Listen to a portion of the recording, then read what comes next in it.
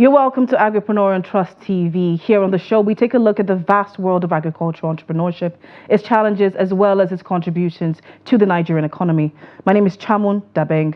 Before we begin our discussion, let's take a look at the average market price of commodities in the FCT.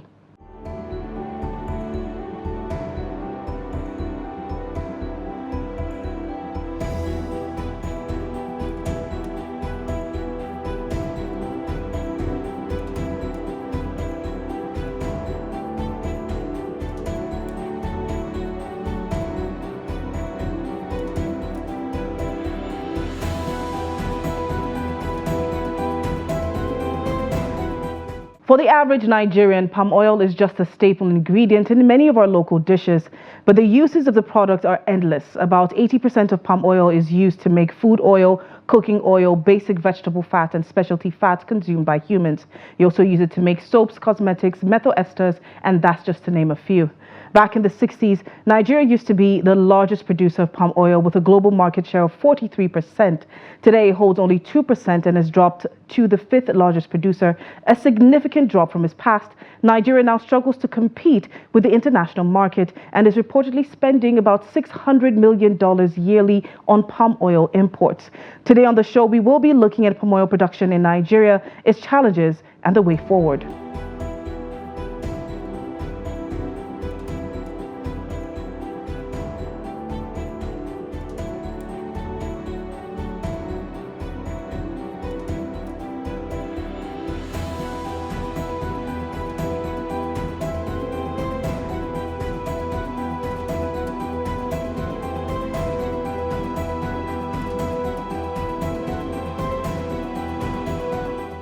I started planting these palm trees, or rather developing a horticulture as far back as 1990. And palm tree, somebody actually introduced palm trees to me. And I went to NIFO in Benin, where I got them to come and look at this soil, if it is possible to grow palm trees. I already have other trees like mango, cashew, but I wanted to do something different because I believe Nigeria is rich. It has a rich land that virtually everything can grow. So I said, okay, let me experiment this palm tree. And I started with about 4,000. Got the seed and came in here after they said it's okay, but I'll be able to get about 50% because of I might not be able to get 100% because it requires a lot of moisture. So this area is dry land. And then the land that I have, I've seen the natural palm trees around where they were tapping palm wine and stuff like that. So I decided to say, come on, let me get the improved seedling. And it worked out. I planted, one of the challenges mostly I have was, first of all, I have to make sure what I planted was protected from animals, actually. You know, straying into the farm, eating them at an infant stage. So it was very expensive for me, making sure that the cattle don't come in. Actually, I was also keeping cattle. So that is a challenge. But behold, at least I have a reasonable number that have survived, as you can see for yourself. But I've planted over 100,000 trees in my life because I have other farms where I've tried them. They will die, but I will still replant. According to Bahago, one of his biggest challenges was dealing with poachers who would often steal fruits from the trees. I have so many poachers. They poach, you know, Like my mangoes, there are so many that I cannot maintain them. So they will come over at night at any time to take them away. And the only way I remedied it is that once it comes to the harvest season, I will sell the trees with the plants, with the fruits on them. So the people that buys it will remain and they serve as security for me. Because their presence there, since I've sold the tree, then they will protect it and then harvest them at their own time. Okay. So that's why I cope with that. But, you know, seeing this land now, what could really remedy is to have it a fence around it. Once it's fenced, then I can even release my animals in here. You saw the road we passed through now. Because I know exactly what I'm after, that road is like a highway to me to get to my land. But as you could see, they had given out the contract of these roads by the Federal Ministry of Works and Housing. That's almost about 3 or 4 years ago. And we're still hoping that they'll open up. And then around the farm, you could see development too has started coming. So in not short a time, I believe that road would come up. Or in the intervention of government, they'll be able to do something. Now that my farmer governor is really focusing on agriculture.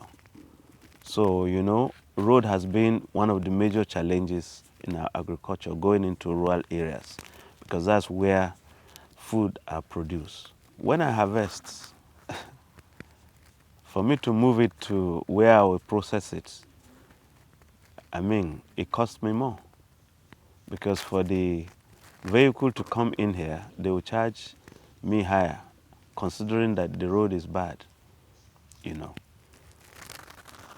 So, but where we process it is about 700, maybe about 1 kilometer away, you know. So once we harvest them, we have to guard and protect so they don't come and steal them. So we harvest and we pack them immediately. So we have to charter canter or small trucks that will be able to do that. So it's expensive. Without a proper irrigation system, farmers like Bahago are forced to be dependent on the rains to water their plants. Yeah, I just used natural rain because I think what helped me was that I got the seeds, and then did the nursery using the same soil where I transplanted it. So it didn't suffer much shock. So, but when I started, I had wells at different locations. Then eventually I sank a borehole, but because of poachers, they will never allow me to put a tank or stuff like that because they will come and actually steal them. That's what they do. Anything they see they can take, they will, you know. I actually fenced this place with barbed wire before, with some poles, but they've all taken them away. So now my presence and the presence of my people all the time is what steered them away. It's pretty clear. You can see the success, what I have. I think I've suffered, what you see here maybe is just about 15 to 20% of the trees that I planted that survive. You know, weather-wise, since I propagate them, I nurse them for about 1 year before I transplant. They are used to it, and I did it right there. So they didn't. The other challenge I had is the termites that attacks them and other, you know. And being a novice, you know, I was doing it like a hobby because I love nature. You could see some of the natural trees that I left, you know, rather than cutting them down. But the ones I cut, I make sure I replace them with some trees. So today, I think I've succeeded in getting this land cultivated as a forest, or yeah, it's a forest as you can see it. When asked if going into palm oil production is a profitable venture, Bahago encourages intending farmers to delve into it, saying that since the tree as a whole is useful, they cannot lose. In 2018, Nigeria consumed 3 million metric tons of fats and oils, of which 44.7% came from palm oil, showing that Nigeria is also one of the largest consumers of palm oil. However, production of palm oil in the country has seen a significant drop, causing a huge supply gap and forcing the country into net importation of a product that is otherwise abundant. We'll go on a short break, and when we get back, the discussion continues. You're welcome back to Agripreneur on Trust Television, and we have been looking at palm oil production in Nigeria and challenges the sector faces, one of which is the production process itself. With very little government aid to upgrade equipment and put in more investments in the sector, the process is usually long and tedious. The production process of palm oil differs based on the equipment and technical know-how available to the producer. Now, what's going on? This just came out from the crusher after the boiling, which you saw, and they took it to the crusher and then they crushed it. Now they are putting it on the presser, whereby they'll press the oil out of it. After that, they will take it to the other side and then sort this kernel seeds out, and then it's done. Then the next step is the boiling of the palm oil itself. Once we sort it out, we bring out the kernels. The kernels, we kind of dry them, and then it produces, we process it to get palm kernel oil. So we get two kind of oil from that, the palm oil and the kernel oil. Then the shaft, we use it for fire, and at the same time, we can use it to get some stuff like potassium. They burn it. When they burn it, then the ash will produce something like potassium. Palm oil market is very large, huge. I cannot meet up with the demand based on what I have. We've gone around the farm, you've seen what I have, and we've spoken about the challenges of harvesting, because these ones now they're 30 years old. So climbing, harvesting, bringing it down, the process is kind of difficult and expensive. But what I do, I argument with some other suppliers coming from Abia and some from Calabar and then Uyo, that I know their products are unadulterated. So those are the ones that give me support to be able to meet the demand so far around here. My stuff, I mean, my product gets as far as to Katsina, as far as to Zaria, Mina, for those who really know me. So I'm just dealing with personal marketers. I mean, personal friends that really know this farm. So they buy them the 200 liters, 500 liters, they supply it to, I mean, for their family consumption.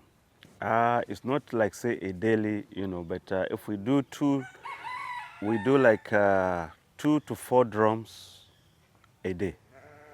Because you see, the work is, the chain, the process is kind of hard. Once we harvest it, we bring it up down, it stays for about 4 days.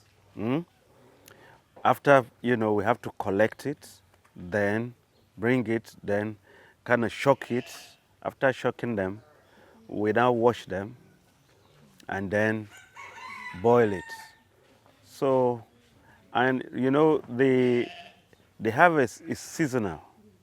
The peak is around April, May, and then maybe later June. According to Bahago, the entire process from start to finish takes about a week. Nigeria, once one of the industry giants, has now become a net importer of palm oil, spending millions of dollars on importation of the product. Speaking to the national president of the Oil Growers Association of Nigeria, Joe Onyuke, says that the Nigerian government failed to maintain its once top position in the palm oil industry. Unfortunately, we dropped the ball as a country, didn't do anything about research, didn't do anything about development of the sector. And if you look at the whole landscape, what we have today is the plantation that were over 40 years, which some state government have sold to some big estates. So invariably, there was not a strategic plan to expand or even to replant those aging plantations. So that's what actually happened to us. And once you have that, you drop in the ranking, world ranking, because in the cities where I used to be #1 in the world, today we are net importers, spending over $500 million every year to import. So it's quite a large sum. And unfortunately, as a country, we're not even addressing the issue. As it should be, government should even actually declare an emergency on that, because that's a lot of money. With the current devaluation of the naira, $500 million under Buhari administration, from the central bank, with today's rate, is over 1 billion. That's what we spend to import palm oil, because we can't feed ourselves. The industrial requirement is huge. We cannot produce enough. So the countries that came to us to exchange materials and learn from us, we are importing from them, because they were smart to have used their oil money to develop that sector of the economy. And they're earning so much money from palm oil, and they know very well that it's a base raw material for most of the industries.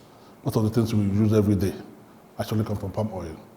So for us to industrialize as a country, we must go back to the drawing board, because if you look at that money we spend importing, that is those ones that are not smuggled. That's CBN's figure. So you can probably have more than that smuggled into the country. So if you have that invested inside the country, you can imagine the kind of money, employment, and other industries that will spring up. But unfortunately, we are still importing and holding seminars and talk shows without any serious work. The Pioneer Research Institute, you can say basically in the world, was set up in 1939 by the British colonial masters. In Benin, it's called Nigerian Institute for Oil Palm Research. It was formerly West African Institute for Oil Palm Research. And we are so lucky that that thing was set up in Benin. Suppose it was set up in Ghana. But what has happened to that institution? Utter neglect. Infrastructurally, the place is decaying. And you look at their budget. So if you do not pay attention to R&D as a country, research and development is very key. So we have the materials. Other countries that have both a lot of money in their research come and do some work with us, exchange materials, and target our material and go back to their country and make billions of dollars every year from the same material we share with them. And our own is there because we are not developing. We wait for them to finish, we buy their seedling into the country, the sprouted nuts, and bring in pests and diseases that are not common to us. Because those guys, they tamper with the original destiny to suit their own environment. That's what research does, and to boost their production. But we have failed to put our money where we should put our money. But we use our money to play politics. So food security is key. When you talk about palm oil, people don't think that palm oil is just to cook. Just palm oil. You know, even the people that make noodles, without palm oil you can't make noodles. You can't make biscuits. Ice cream and chocolate you can't make. Bread you can't make.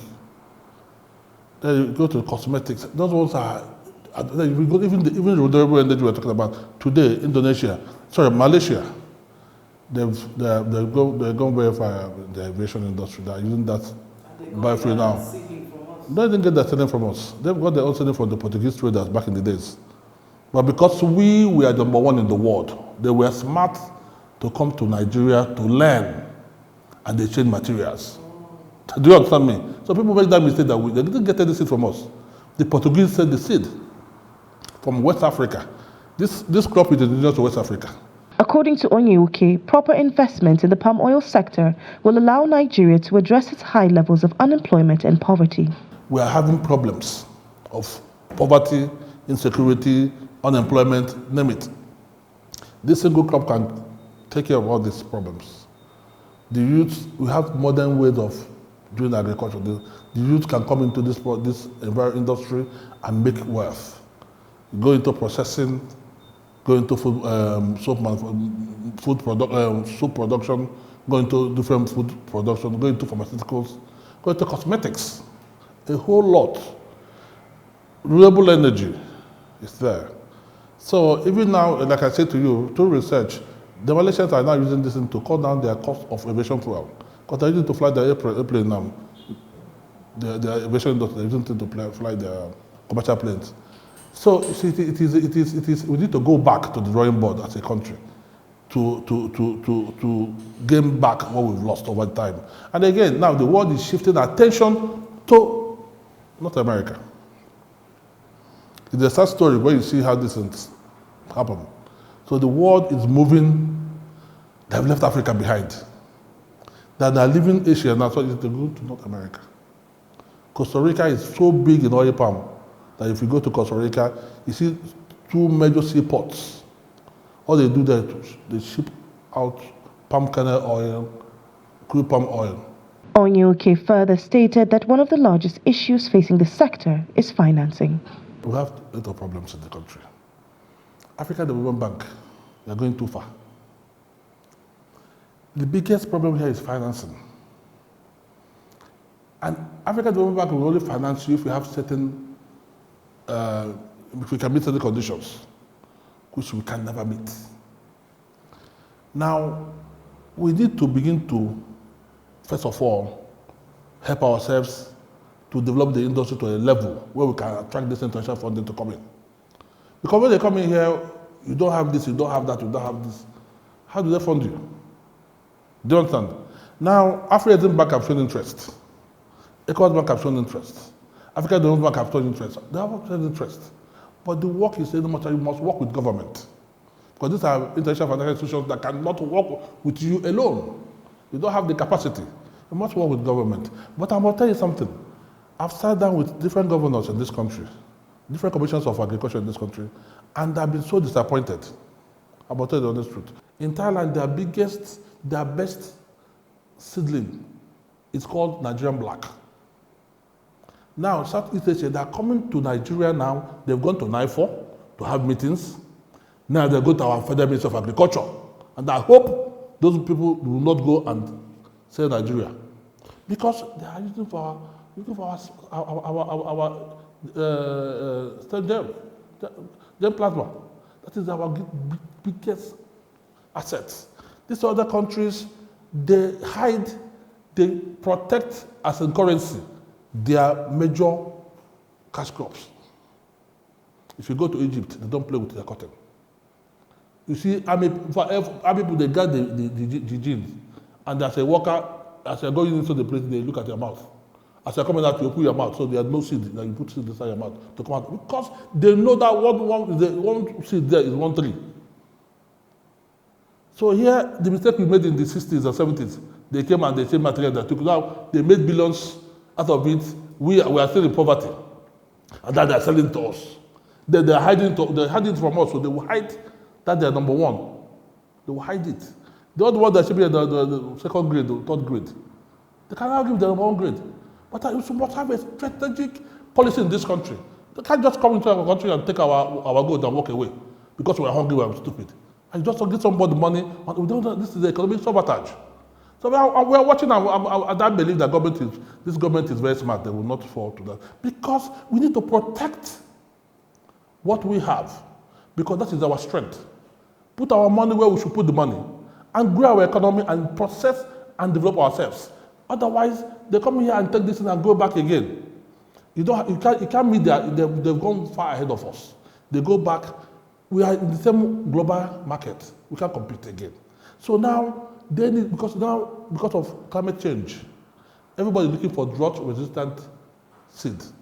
We have it here. All the ones that are imported into this country, when you have extended harmattan or dry season in the country, we need to have what they call root rot disease. They begin to die in thousands. That's a major loss to any investment, to any investor. So everybody, so in Thailand, I was proud to be a Nigerian. But they said our best is the Nigerian black because of climate change. It survives under the hard condition in the hinterland where there's no rain like their coastal sides. It survives and does very well. So as a country, we don't even know what we have. So we should go back and stop looking to outside the country. We have so much God has blessed us with. We should put our investment. A comprehensive palm oil policy must be developed and put into action in order to propel the industry's future growth and development. Furthermore, a substantial expenditure in research and development is required. Industry participants claim that the government is underfunding research in the agricultural sector, which accounts for the majority of the nation's GDP and is a key element of the ERGP. My name is Chamun Dabeng. Please do stay safe.